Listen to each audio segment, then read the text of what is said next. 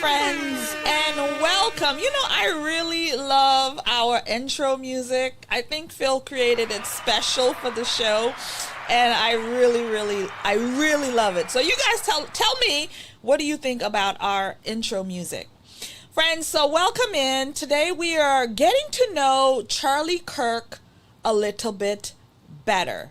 Now, we're getting to know the man, Charlie Kirk, a little bit better. Not the husband, not the father, not the Turning Point USA CEO and face, but Charlie Kirk, the man. Charlie Kirk had already decided what kind of family he wanted, what kind of family he wanted to build, what kind of family, what kind of husband, what kind of man he wanted to be. So we're looking at Charlie. We're going to have some clips where he tells us exactly that. And that's one of the most powerful things about internet right now, the world that we're living in right now, is that people like Charlie Kirk documenting, because that's what he's done his whole life. He documented who he is, the kind of man he wanted to be, the kind of father he wanted to be, the kind of wife he was looking for. All of that is documented before he ever met a woman that he wanted to marry, before children, before all of it. Charlie Kirk told the public exactly who and what he wanted out of life. And so today we're going to talk a little bit about that. And we're not looking to agree with Charlie Kirk. We're not looking to debate any of his thinking. This is not about Democrat, Republican, liberal, conservative, progressives. It's not about any of that. We're simply asking question today about Charlie. Who was Charlie Kirk? And again, thankfully, we don't have to guess a whole lot, because Charlie spent years telling us exactly who he is and what he wanted. And so let me ask you a question about public figures, because some public figures, they portray themselves as one way, but behind closed doors, they are somebody else, right? So it's a rare thing to meet or to focus in on a person like Charlie Kirk, a person who actually lived, you know, what they were preaching. And I want us to remember this, because we're going to play a video later where Charlie says, in this video, he says, I live what I preach. Keep that in the back of your mind, because it's going to become relevant later. I live what I preach. That means he's not being a hypocrite in any way, shape, or form. He is being truthful in who he is. When he tells you this is who I am, when he tells you this is what I want, when he tells you this is what it is, then it's up to you to truly believe it, because this is what is true for him. Oh gosh, our phone is ringing. Sorry. Phil, aren't you supposed to have my phone, by the way? Whoops. Whoopsies. So friends, later on in the Culture Corner, we're going to be looking at this. The seat that was willed to his sister. We're talking about Senator Lindsey Graham. Again, rest in peace. We covered that last week. We're not going to go into that again. But yes, once again, rest in peace to Senator Graham. Again, his seat is willed to his sister, because she is the one that has been appointed to the senator seat. We're going to look at that. And we're going to go into a little bit deeper. We talked last week about Butler, but today we're going to get a little bit deeper into the widow of Corey, which is, her name is Helen I can't say it, Comparator. Anyway, widow Helen. We're going to be looking at her, and she's got a couple of things to say. So, welcome back, friends, to the conversation with me, Amania.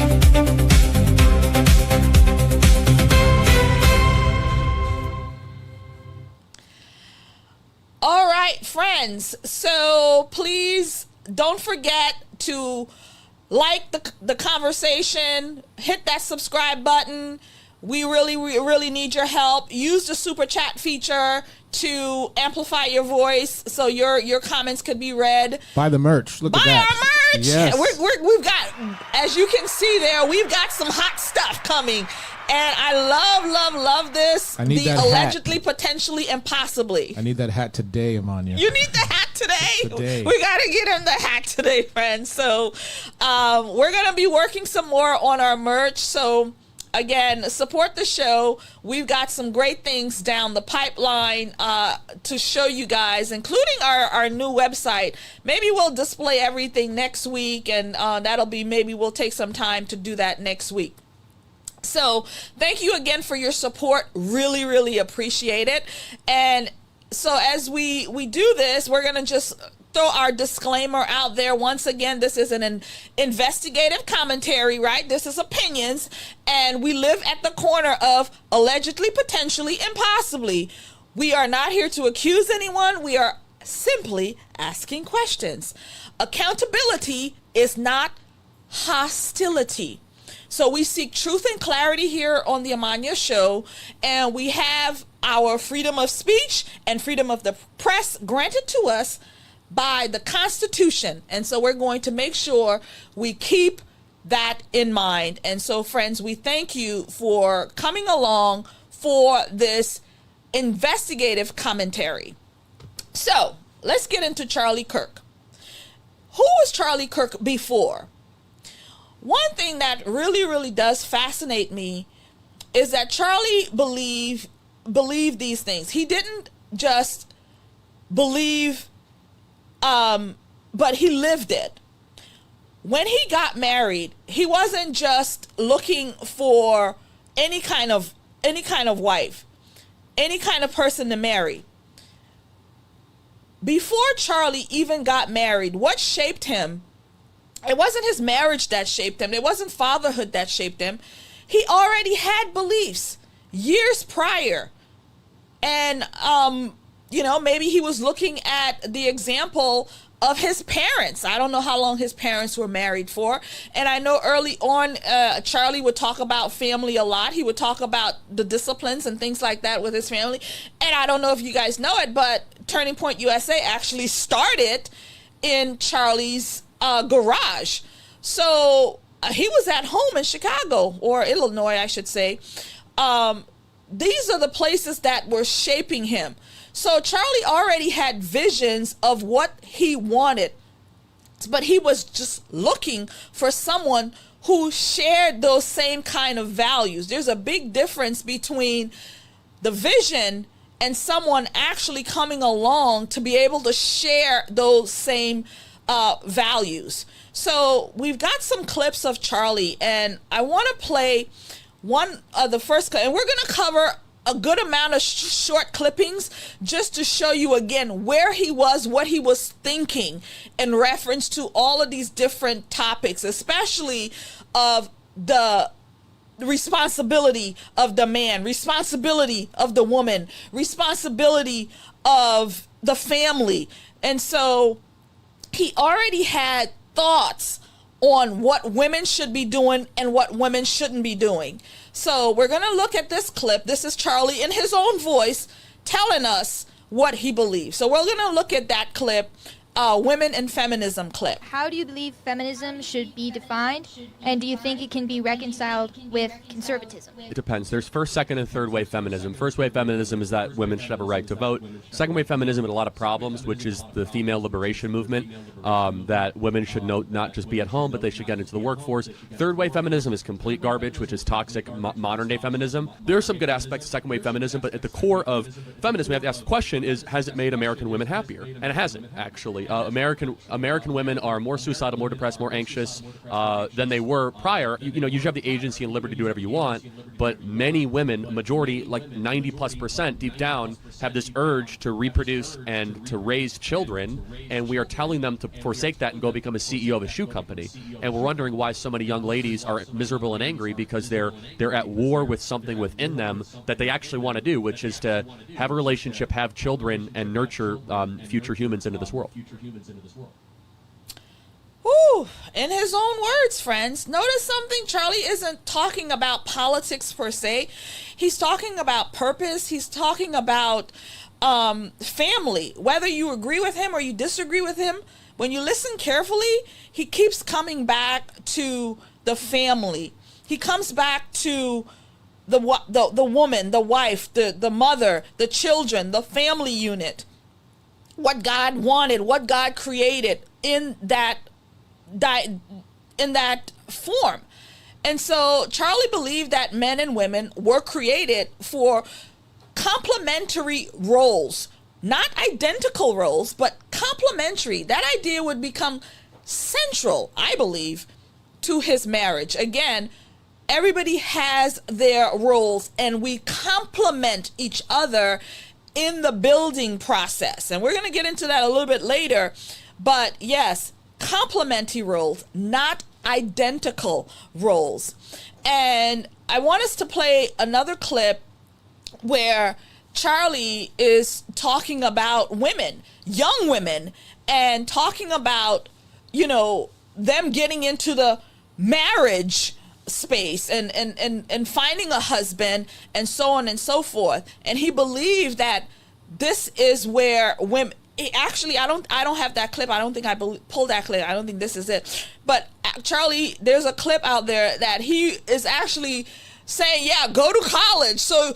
Because the pool is just wide open there. Go to college and, get yourself a guy there and then, leave the education and go home and start creating your family.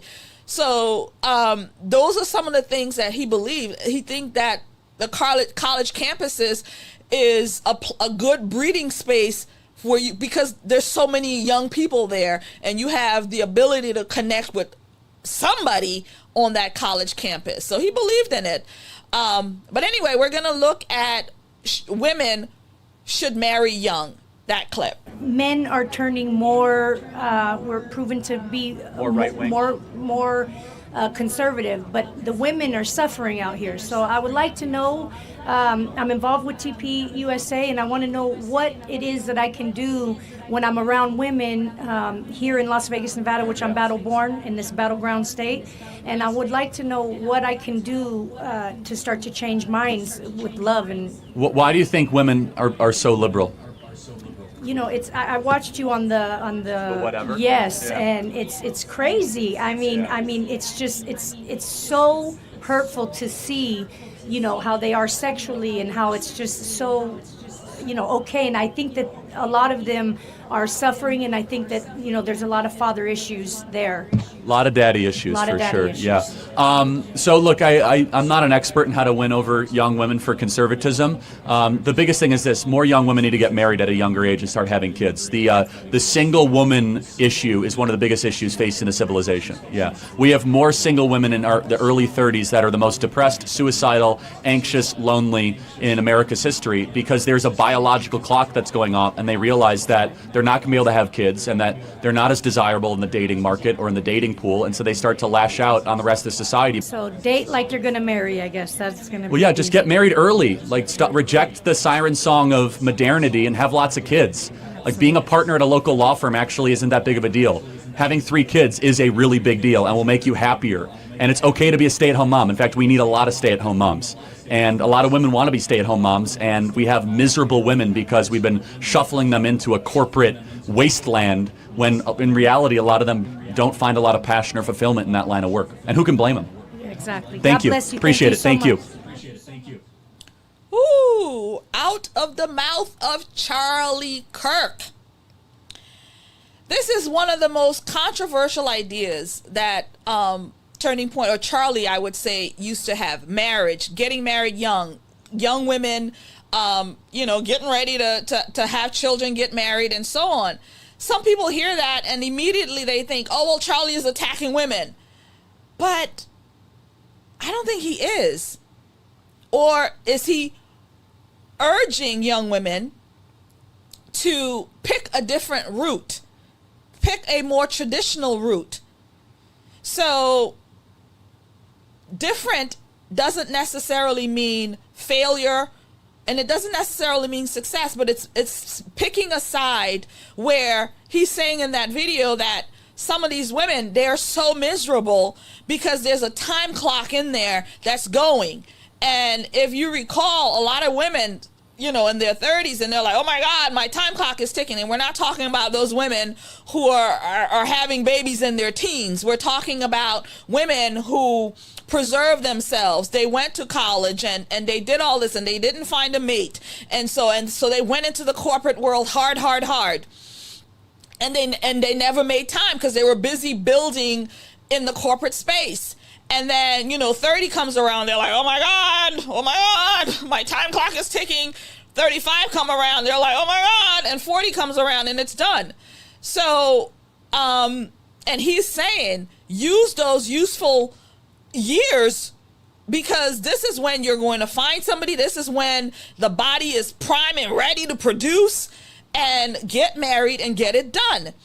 And so he is urging young women, hey, look, this is going to be beneficial for you, because if you're doing it early, you know, later on in life, you know, your child will be grown, and you're not going to be 50 raising babies, right? You're not going to be 45 running around after toddlers. Like that boat has sailed. We don't want that. So if you're doing this in your early 20s, 20, 25, 30, you're good to go. You're golden. Drop it like it's hot while it's early. Anyway, that was me ranting on. So Charlie believed that fulfillment wasn't primarily found. So through climbing the corporate ladder, again, that's not where you're going to find fulfillment. That's not where it is. So those were his own words. You're not going to find it climbing the ladder. You're going to find it in taking care of the babies, taking care of your children at home. So question for you guys. Do you think our culture has confused career with purpose? I'd like to hear what your thoughts are on that. Do you think that our culture has confused career with purpose? Because yes, we have career, and then we have actual purpose of what we're here to accomplish. And for a lot of people, it is to, how did the word say it? Go and grow and multiply. That means to reproduce, right? Anyway, the provider. This is who Charlie Kirk was and is. This is who he believes that the man, the patriarch, the husband. Charlie often talked about husbands. But listen carefully. He almost never started with authority. He always started with responsibility. And that tells us something. Charlie talked about being ready to take on that role. He talked about being ready to take on that responsibility, because as the husband, as the father, as the patriarch, you are the provider. And let's take Charlie from his own voice talking about husbands, providers, and patriarchy of the family. Encourage them. Well, I would say you need to understand the biblical role of the father. Again, I'm still learning this. I've only been at it, for 2.5 years. We're still young. But when it comes to your child, you are tasked to protect them both physically, spiritually, and emotionally, and really outside the house, and obviously in other ways as well. Quality time is everything. You're not above any of the duties or the tasks of the roles. But you're also, you as a father and as the provider, you need to get your act together so much that your wife never has a financial pressure ever on the family. And if you have not done that, then you got to get your act together. And let me tell the men out there, you do not spend a dime on video games or sports games or things for yourself until your wife does not have to worry about finances. You come last in the family when it comes to finances, period. That is your job. Your wife gets whatever she wants.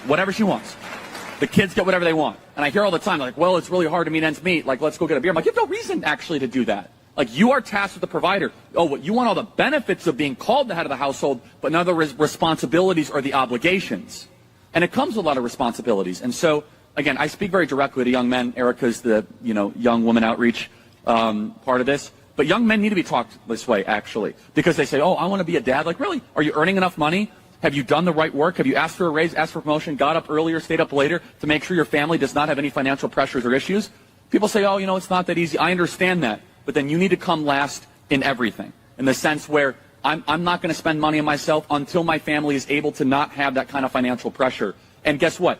You as men are a lot tougher and a lot more productive and can work a lot harder than you think. You can push yourself even harder. You could do a double-double. You could do an all-nighter. You could do the red-eye flight across the country. You could push yourself to be able to provide for the family. Because here's the one thing I have found. Once you have kids, there is this primal thing that comes into you where if you think you have worked hard before, when you have to go feed a child and provide for a family, you are willing to go to the ends of the earth and push yourself in ways that you never thought possible. And that is your initial and most important task as a father.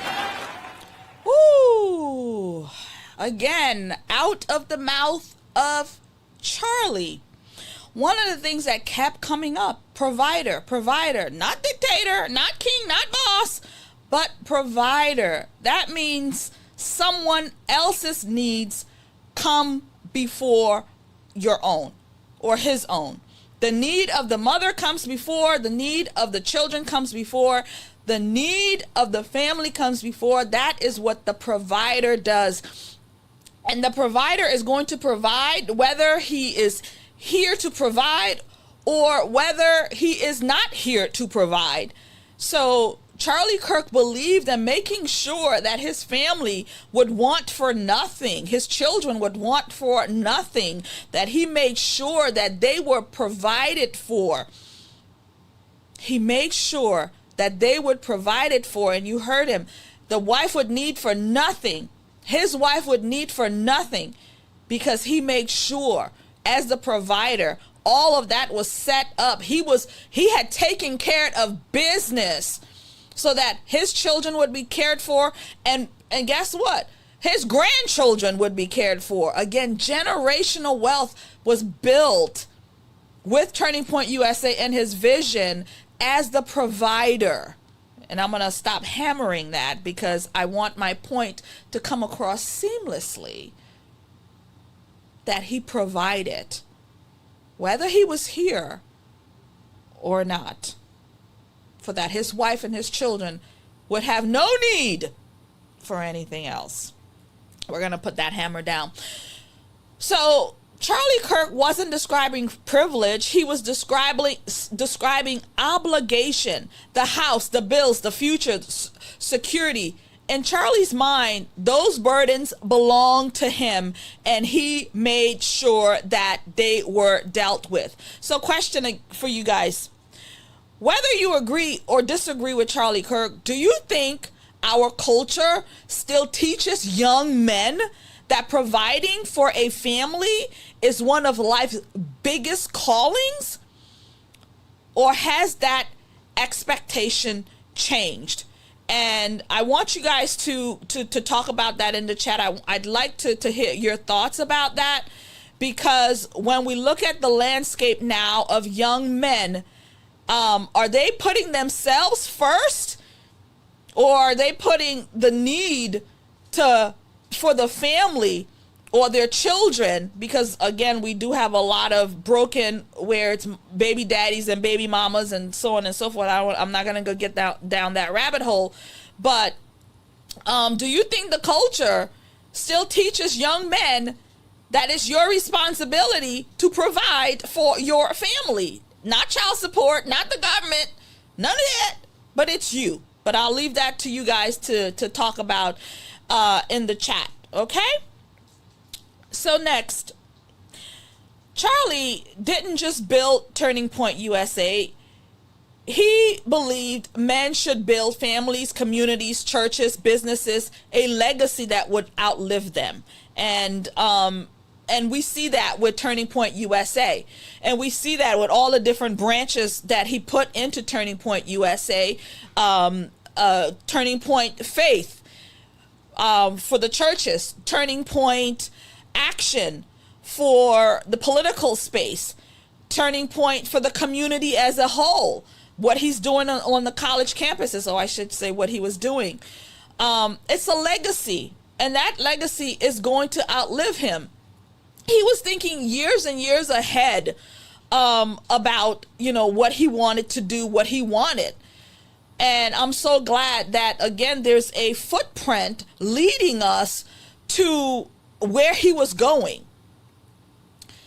So we're going to now look at our next video, again, where Charlie is really saying, again, our children should be reared and our children should be cared for. Our children should be raised up by the hands of the mama. And that it's the wife has her responsibility, the husband has his responsibility. And we're going to take a clipping right now of Charlie Kirk and what he thought about daycares taking care of your children. I want to live in a country where if a woman does not want to go to work having to have a kid, she does not have to go to work and she can stay at home and raise those kids. We should all seek to build that country. It's good for men, it's good for women, it's good for kids, good for family, good for community. It's not knocking people that use daycare at all. If you have to use daycare, God bless you, I know it's tough. But honestly, too many people have to. In 1980s, a father working was able to support an entire family. Now things are so expensive, homes are out of reach, inflation has crushed us. Both the man and the woman have to go into the workforce. That is bad. It is bad for everybody. It creates strangers raising our kids. And also it creates women that have to go into the workforce that are unhappy in their job because they'd rather have their 6-month-old baby in their arms. And honestly, it's much more important for you to raise your 6-month-old baby than crunching numbers on a spreadsheet for some company that doesn't even know your name. Again, in Charlie Kirk's own words. And, he believed that when it was possible, young children should really they would benefit from being raised by their mothers. He talked about the needs of children, not convenience, not status, not appearance, but the child is at the center of his argument. What's best for the child and also what's best for the mama. And he mentioned, 6 months after having your child for you to pack up and go to the office. And so, and I know in corporate America, we have baby daycare right there, right downstairs in the baby area.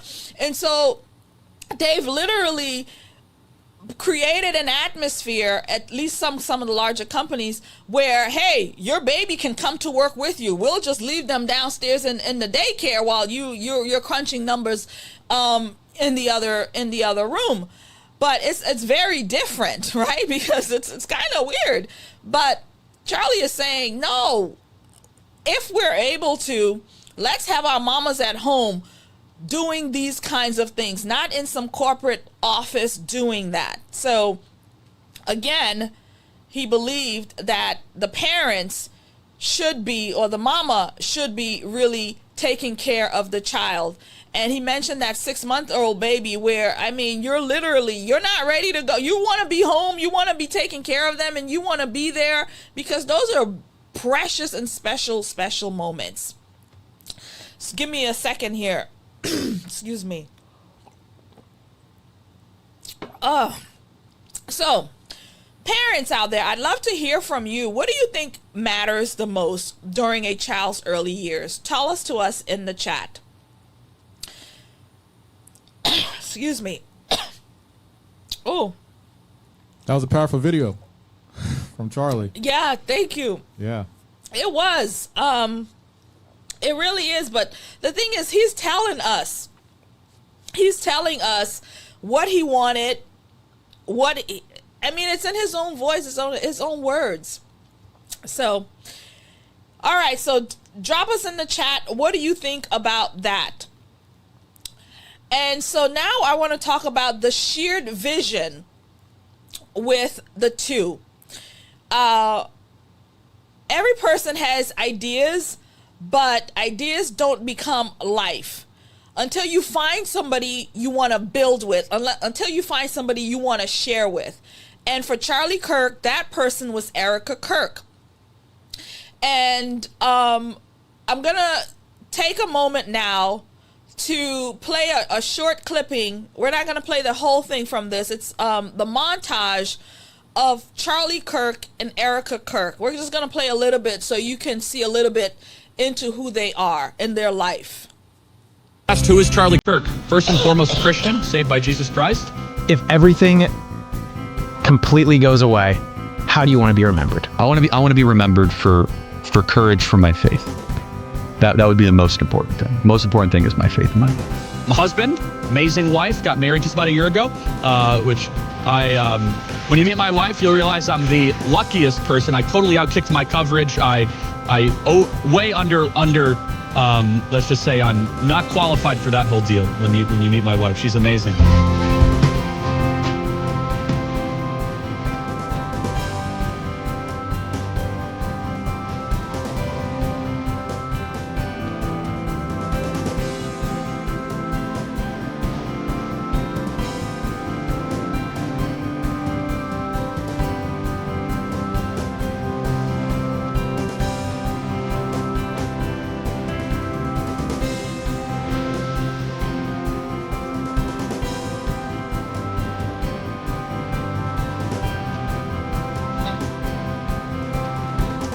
So you saw that Charlie Kirk, young husband, and his bride.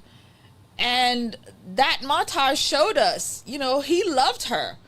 And I'd say they loved each other. If, from what we're seeing, beautiful family.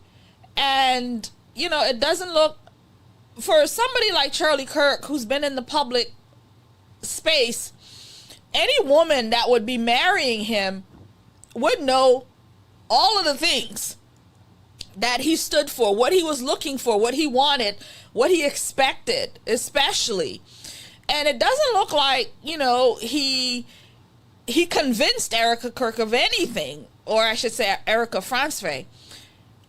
Based on what we're seeing, their public display, as we see that, we can see that Erika Kirk went along with what Charlie Kirk presented as the provider, as the patriarch, as the husband, as the, the male in the relationship.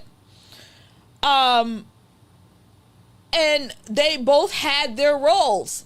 And so now I'd like for us to take a video from AmericaFest. This was AmericaFest, I think 2025 one, if I'm not mistaken.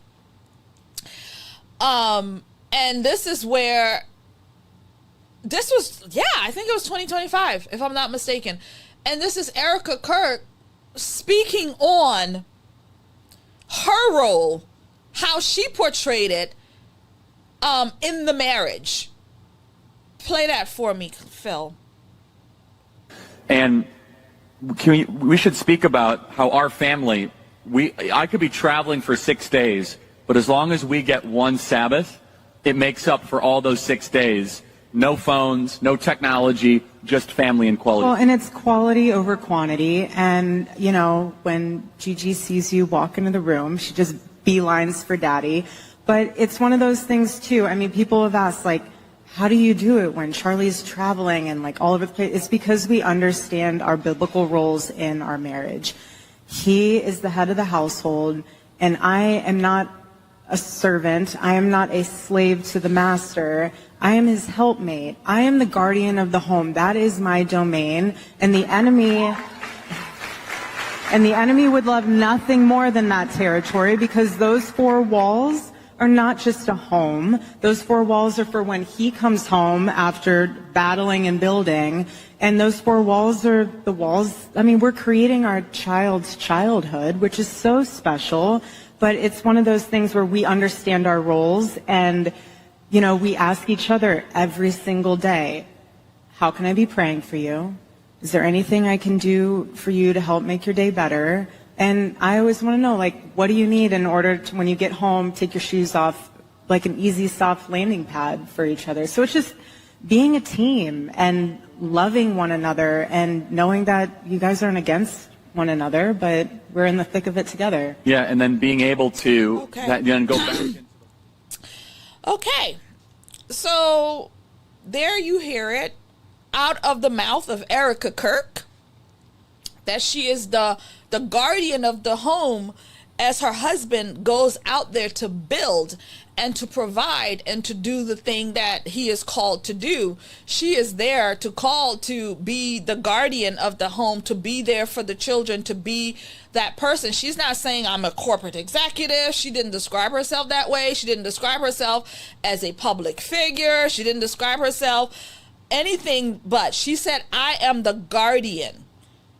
And I am here to be in the home, to prepare it, to make sure we have a good place, a landing place for him to come and rest after he's been out there building and doing the thing. I am here as the soft landing. Our home, our children is the soft landing because I am here to be the guardian, the partner of the builder. And so I thought that was powerful from the mouth of the wife, from the mouth of Erika Kirk. Again, she portrays herself. She said, I am the guardian of the home, creating that peace, supporting the family, doing these things. We have different roles. I have my role. You have your role. We are on a shared mission. And what I'll elaborate in this moment, again, I'm glad she says we understand our roles. We understand our responsibilities. And again, Charlie Kirk understood his role and he understood his responsibility. And he provided that even in death.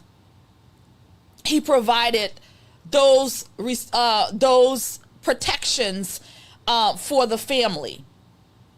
He provided that. Okay? So whether we agree or not, things happened, but again, they've presented this is who they are, uniformed in their marriage. They both have their roles. Right? Okay.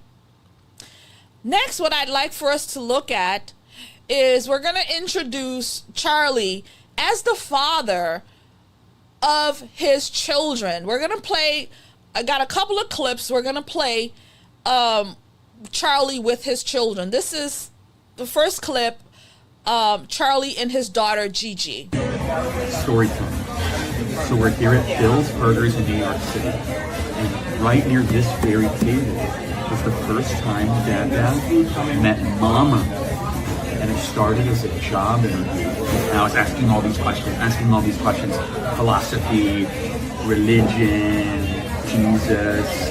And then I realized Mama was beautiful and smart and elegant and Christ-like. And so I said, forget this job interview.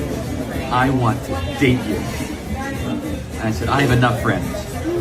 And that's where your journey started. Isn't that something?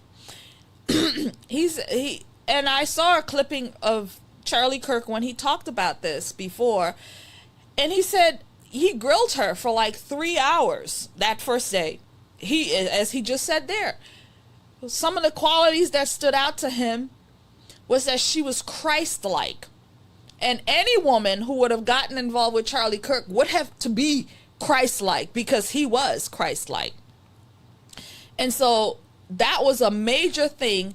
And he told his daughter, this is one of the reasons I took your mother as wife. This is how you started, because that woman was Christ-like. And of course, if she's Christ-like, we are aligned in, we know what our roles are. We know that this is how the marriage goes. We know these things. And I'm so glad that this is the kind of father he was pouring in, as Erika Kirk says. He was pouring in to his daughter. And we're going to play another clip of Charlie with his children. Very important. Sir Isaac Newton fell asleep underneath a tree. And then an apple hit him. Kind of like this. So then he came up with the 3 laws. Okay, see, that's the issue. Is you keep on thinking. When you drop it, it comes back up, but it doesn't. Okay? The 3 laws of Newtonian physics. You're going to be quizzed on this later, you know. An object at rest. So there he is. being a dad. These are like, these are the moments that this is what parents do. This is what he does. This is him. We're getting a glimpse into, Charlie, the dad, Charlie teaching and pouring into his children. This is what we're seeing. This was part of the role of the patriarch, leading the way and showing his children and speaking with them. They need that. They absolutely need that. And even though Erika, the wife, she's doing her part with the children, but he needed to be doing his part in their life, pouring into them in that way. He is, again, the father. So one more clip of him with his children.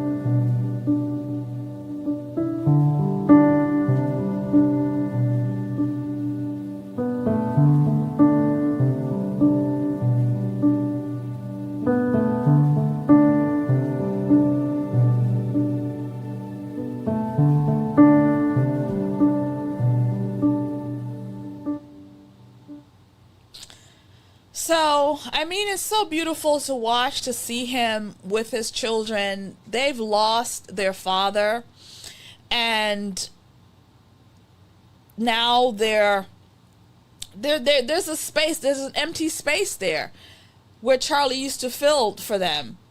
He believed that children should be loved and praised, in that way, where the wife is there nurturing them and the father is there as well. But it really brings us to a question about his children. You saw how much love he was pouring into them. I mean, the children are losing in this moment because they've lost their father, and it appears that they're not having the guardian available to them as much because of the role that she has taken as the CEO of the organization. So the children are really, really the ones losing out. And I'd like to say also, Charlie was very adamant about living what he preached. This was him living it. He laid down the foundations for what he wanted. He found a wife that understood what he wanted, and she called herself the guardian of the children, of the family, of the home. And he lived what he preached. He lived what he preached. And so I want us to take another clipping of Charlie Kirk where he was passionate. He lost his cool because he was baited by Shank from the Young Turks about living what he preached. And you can see Charlie goes into a Charlie we've never seen before, because he was offended that Shank could utter the words that he was not living what he preached. Go ahead and play it for me. You're trying to attack me, which is ridiculous, like asking me what my salary is. Sure, I'll reveal it willingly. You brought it up in context. I'm asking, No, why don't you live like a socialist? Okay. Go live like a socialist. The point is larger than that, Charlie. I live like a capitalist every single day, Shank. guys. I live as a capitalist, Hey, I live what I believe. No. What do? I get charity every single year. Hold on. What's my salary? Hold on. Less than his. Charlie, take a seat. Come on, Shank, let's go. Charlie, what are you doing? Take a seat. Psycho? All right, no. Take a seat. You're going to take a seat. You're going to take a seat over here. Oh, my God. What's my salary? All right. Oh, ridiculous. All right, behave, everyone. Jesus Christ. Okay. I practice what I preach, Shank. Charlie. You do not practice what you preach. Charlie. All right, hold on. Last point. Okay. In Charlie Kirk's own words, I practice what I preach. I'm no hypocrite. And I think he got really passionate there because that offended him. That to be called to say he's not doing what he... Those were the early years before Erika Kirk. He practiced what he preached. He lived what he preached. And so when a wife comes along, you would assume that this is the same thing in the home. He is practicing in the home what he preached. And I think it's very telling of some of the things that we see now. He practiced what he preached, and he wanted to live a life privately that way and a life publicly that way. He did not ever want anybody to say that he was living like a hypocrite. And then the last clip we're going to look into is the clipping of Charlie Kirk, the last interview that he did before he died, the morning of 9/10. He took an early interview, and here is a short clipping from that. Last question. What is a quote that you live by? Boy, a quote that I live by. I'm a Christian. I wear it on my sleeve, so quotes would probably always be Bible verses. I'll give you two. One is actually not in the Bible, it's more mythological, and one is actually in the Bible. The first is not in the Bible, it's "This too shall pass," which was actually, people think it's in the Bible, it's not, but it's King Solomon's phrase, which is really amazing when you think about it, because it's good no matter what season of life that you're in. If you're going through the worst of times, this too shall pass, and things are going to get better. If you're going through the best of times, though, it's really humbling. This too shall pass, and this will fade away, because this will not last forever. So I love that. And they don't. Yeah, exactly. So it's a time transcendent truth that applies towards all periods as an entrepreneur. It humbles you when you need it. It builds you up when you need it. It gives you hope when you need it. It also gives you a little bit of a dose of a gut check. One of my favorite verses, though, is Romans 8:28, which it says that God works all things for good for those who love him. It's a very freeing and liberating verse for those of us that are Christians, because we believe that when things can be really bad, God is working it for his good, his perfect and pleasing will, which is a very, very hard teaching when you come across business closures or staff layoffs. But it's very liberating that God is working all things towards an ultimate good. So I love that, and it kind of is very freeing that I don't have to be in charge of everything. And there is a God, and I'm not him, and I surrender to his will. Wow. That was the morning of 9/10. That is what came out of his mouth. And that is a beautiful Bible verse, and it's one of my favorites as well. God is working it all out. He works it out no matter what we're seeing, no matter all of the different things that we're talking about when it comes to the assassination of Charlie Kirk. God is ultimately at play. He is ultimately working it out, and he's working it out for Erika Kirk. He's working it out for the Kirk children. He's working it out. We don't know what's happening. Charlie Kirk's assassination has woken up the left and the right. His assassination has woken up people to get onto podcasts, to start talking, to talk about all of these things. He's brought people together. His death ultimately has brought people together. And I like to say, God makes lemonade out of some of the things. And this thing, God is making lemonade out of it. We don't know what is at play. We don't know what's coming with this, with the future. We don't know what this is revealing when it comes to the deep state, when it comes to government, when it comes to all of the things that we're seeing in the culture and in the society. God is working it out, Charlie. He's working it out. And with that, we'll talk more about Charlie Kirk next week. We're going to continue to dig. We're going to continue to peel back the onion. We're going to continue to do the work because God is working it out. So, we're getting into Culture Corner now. Let's go. Amen, amen, amen. Thank you. Amen, amen, amen. Oh, gosh. 100% agree. Some things not right with Erika. She should be with her kids. Yes, yes, yes. There's something not right there. And I'm going to just touch on that really quickly because, once again, Charlie Kirk provided. He didn't need his wife to be in the office the week of his taking out, his unaliving. We played it, I think, a couple of weeks ago. I think two episodes ago, where she was in the office. Merch sales, how much we made, da da da da da. It was sickening. Something isn't right, friend. And we're going to continue to dig and pry. And we're going to continue to lay down these foundations. I hope you found this episode interesting. I didn't want to throw her under the bus or anything today. I want to give her grace. But when you lay it out, when Charlie Kirk lays it out in his own voice and we're just piecing this puzzle together, boss lady, she the boss lady now. She the boss lady now. She's at the helm. And if we hear Charlie Kirk, truly hear him, that is not what he wanted for his wife. I don't care what they say. Again, there's no proof of this. If we follow Charlie Kirk's pattern and his reasoning for his children, for his wife, for the woman, for the partner, for the guardian of the home, what they're feeding us, this slop, it ain't it, friends. It ain't it.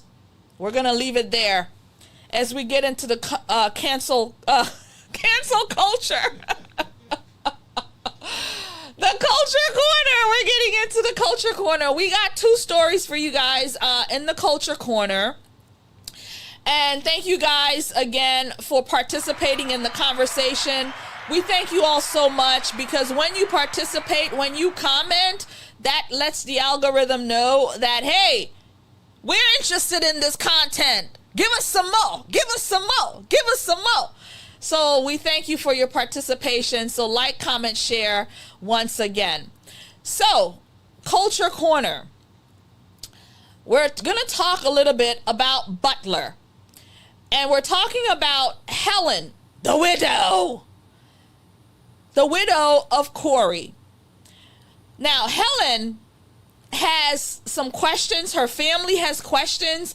They're just not letting this Butler thing down 2 years later because Butler happened on the 13th, and we covered a little bit of that last week. But today I want to deep dive a little bit more into the widow, Helen, because 2 years later, she has not forgiven. Unlike our dear friend, the widow of Erika Kirk, who forgave on the stage at the memorial, I forgive him. Nobody will ever forget that moment. It was unbelievable. And we may talk about this again because that moment, friends, it was all scripted. It wasn't genuine. It wasn't genuine at all. I forgive him. No, it wasn't genuine. Again, the hypocrisy is real. But anyway, we're going to talk today about Helen, the Butler widow. We have, again, Butler happened July 13th, 2 years marked it just a couple of weeks ago. President Trump, again, we know the ear was taken out. But Corey, Helen's husband, he lost his life. He died that day. And he was literally a shield for his family. He got in front of the bullet. He got in front of it. And another thing, I don't know if you guys know, and we haven't talked about it here, was he wasn't even supposed to be back there. I don't know if you guys, I've been to Trump rallies, and for me, there's always an explanation because they want black people behind that podium. They want black people behind Trump. It's just a thing. I've been to about 15 Trump rallies, so I know it's a thing. As many blacks that they can get, they want them back there. And so sometimes they'll pull you and put you in those back seats. So when they'll literally put you behind Trump so you can see it. So people can see he's got black faces who support him. But that's for me. That's been my experience. So I know that a lot of times they will take people and put them in the back. But this is what happened to Corey and his family. They were literally picked and they were sat back there. He ain't black, so I don't know. Again, that's been my experience with all of the Trump rallies I've been to.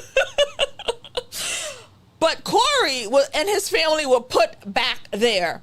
And so when the bullets came, he became a shield for his family.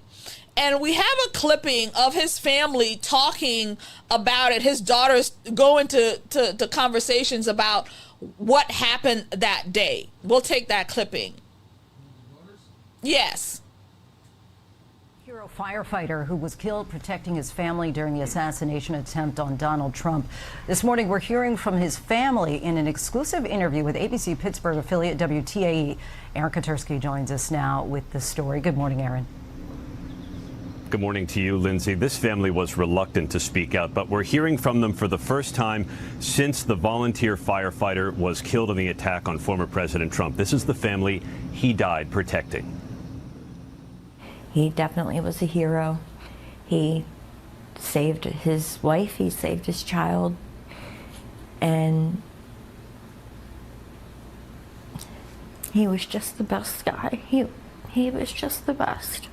This morning, Helen Comprator and her daughters are speaking out for the first time about Corey Comprator, the volunteer fire chief who threw himself onto his family during the gunfire at former President Trump's rally last month in Butler, Pennsylvania. I'm angry, obviously. My husband took a bullet for him, but, that unfortunately was the plan that day. In an interview airing on our Pittsburgh affiliate WTAE, daughter Allison recalled the moment shots rang out, a memory still vivid and painful. I was the one that my dad threw down. As he was throwing me down, that was when he was shot. He ended up falling onto me. I was confused and I went, "Dad." And when I turned is whenever he fell down, and that's when I started screaming, and I was instantly I was trying to keep him from bleeding, and somebody had thrown down a towel, so somebody behind us must have seen what was going on, and I was just holding it there and just screaming for anybody to help. His family wants Comprator remembered as more than the person killed in the assassination attempt of the former president. He isn't just the guy that got shot at the rally. He was a husband, a father, a son, an uncle, and he was the glue to our family. He was our... So I just wanted you guys to see it, see the family, see that they are still suffering. I think that was earlier on, but I wanted to show that because now that it's been 2 years, where are we now? Where are we with the investigation with this? Where are we with answers?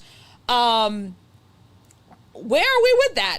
Because I don't know if you guys know it, but during that RNC, and I don't have footage of that, but anybody who watched that RNC convention, which was Butler was 2 days before, that RNC convention where President Trump talked about this, he said it then, I believe. He said, we're not going to talk about this again.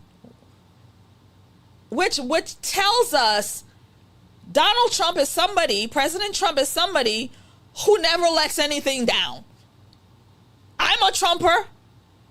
I've been to the rallies, and he would tell us over and over again of everything.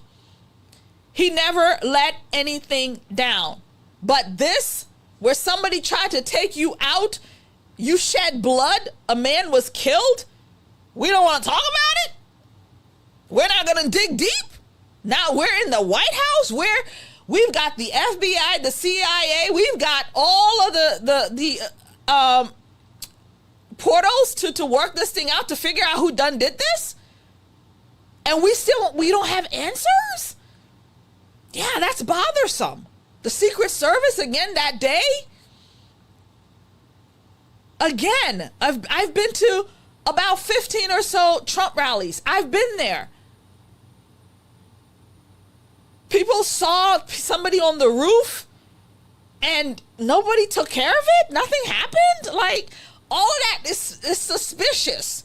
And then for the president to say, we're not going to look into this anymore, we're putting it down, it's suspicious. And so Helen, the widow, she got questions. And so we're going to hear from her as she talk about these things 2 years later. My name is Helen Comparator, and I'm from Sorber, Pennsylvania. On July 13th, 2024, It started out as just a regular day. All of us were extremely excited, my dad especially, to be going to this rally. It was a beautiful, warm day, great day with the family, and we ended up leaving there as a family of 3. 11 minutes in, my husband was shot in the head. Gunshots went off, and my dad was a victim to one of those gunshots. He died protecting my mom and I. All chaos broke loose. And our lives have never been the same since. Okay.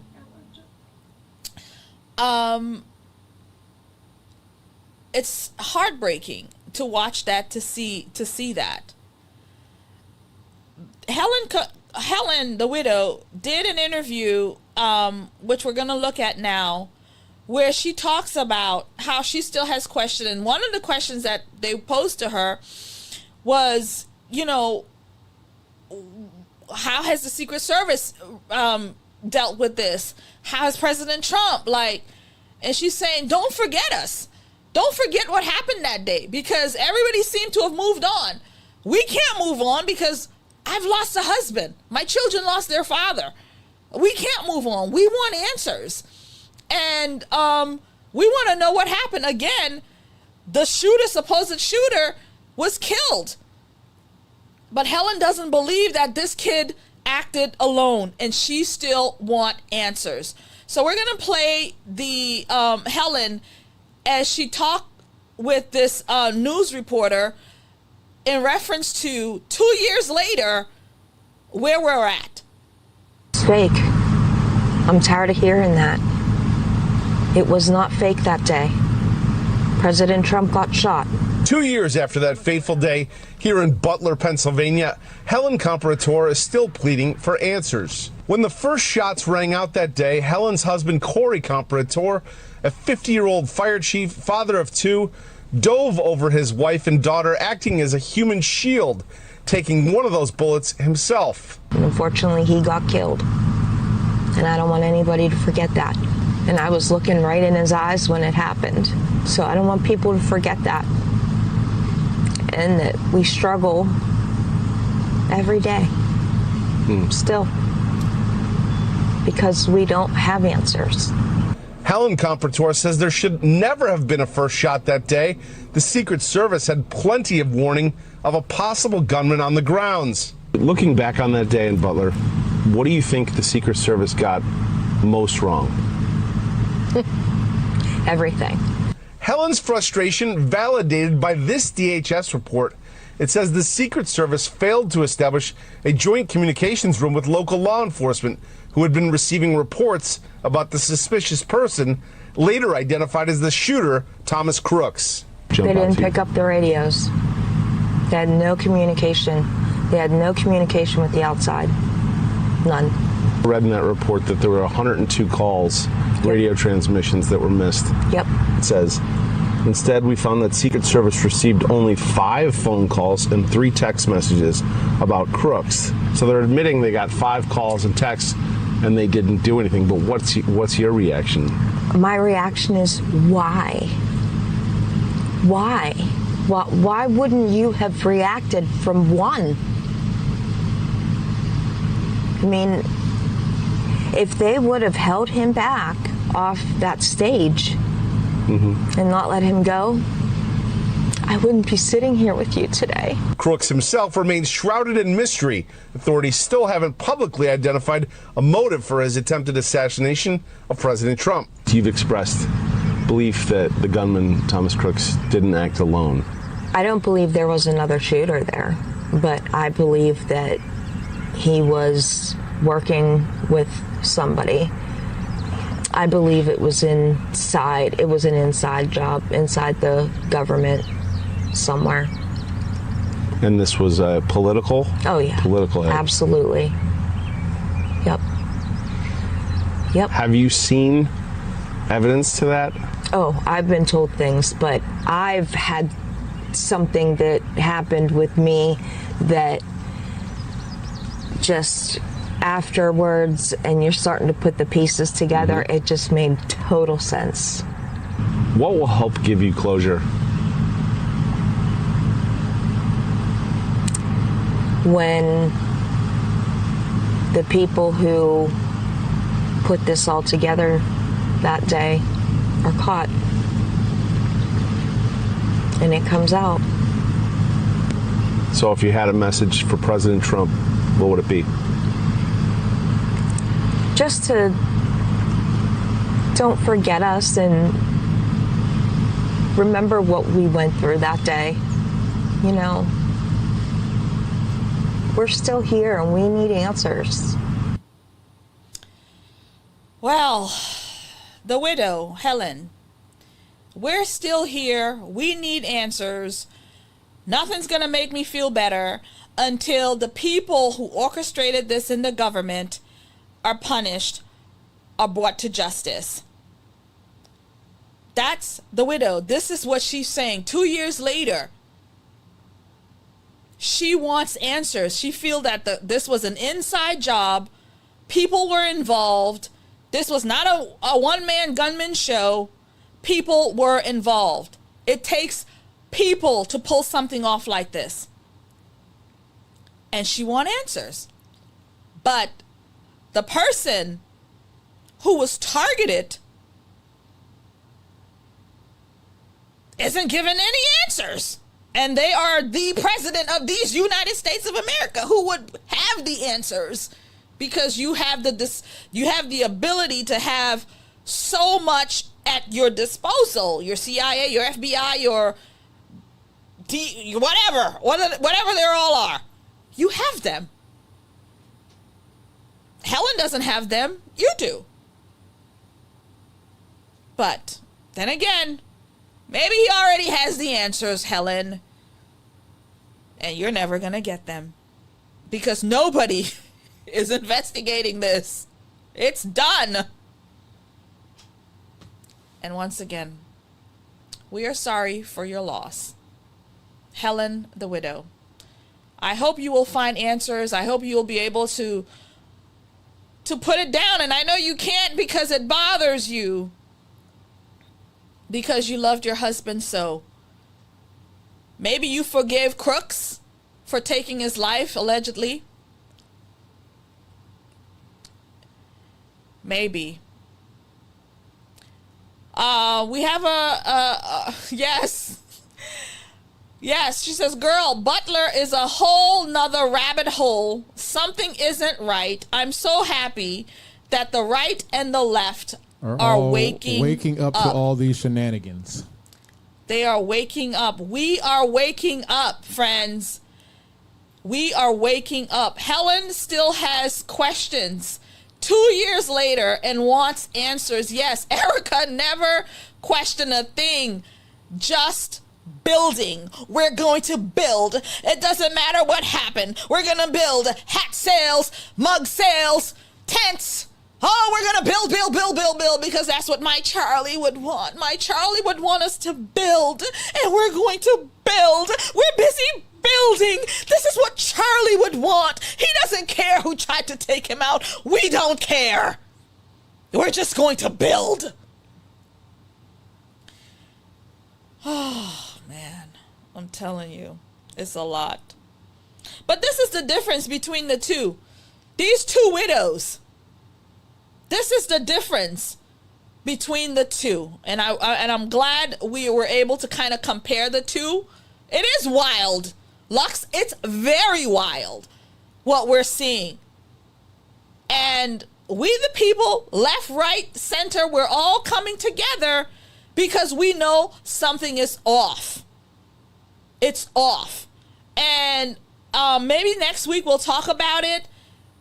I'm planning next week's show. There's some things that I want to talk about, and we're going to hone in on Erika Kirk because she's actually literally guns blazing to the people who are looking into this. She's calling them all kinds of bitchs. Yes, she is. Yes, she is. So we're going to look into that next week.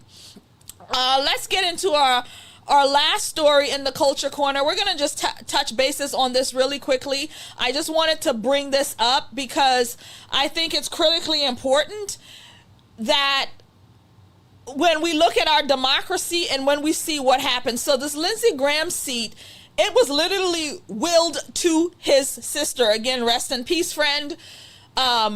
This seat was literally willed to his sister because his sister is the person who has now been appointed to be the new senator of South Carolina.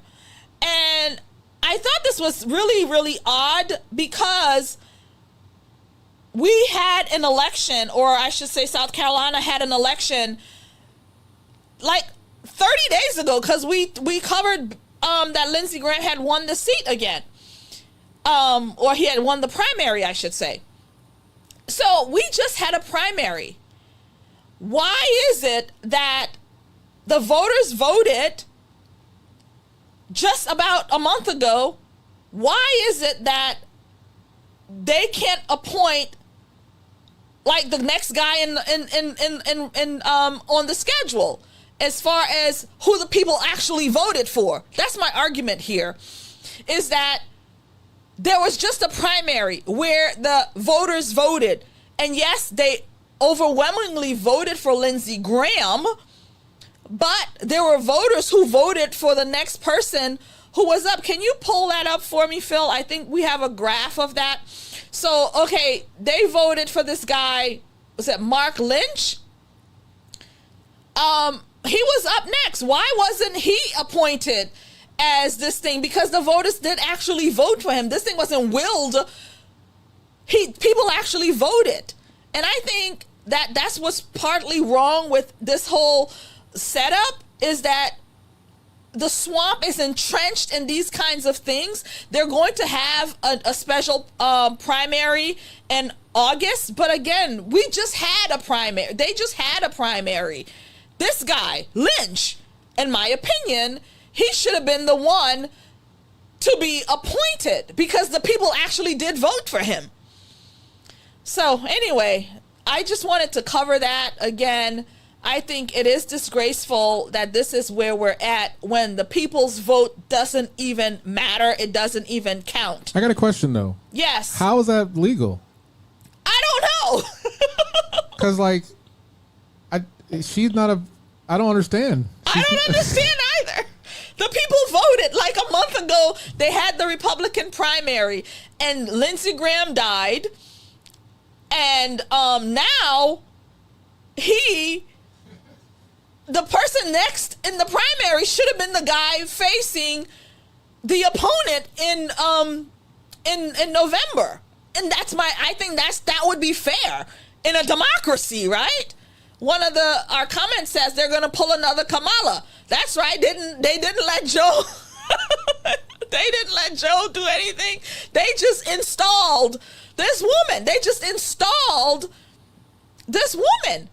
When the voters voted for the other guy, Lynch, he should have had the ability to be the one that they put in and faced off the Democrat in the general. I think that made sense. But again, what do I know, right? Anyway, friends, I just wanted to cover that because I think it's really telling. This what we're dealing with. It's really, really telling what goes on in this country, what goes on in Washington, what goes on in politics.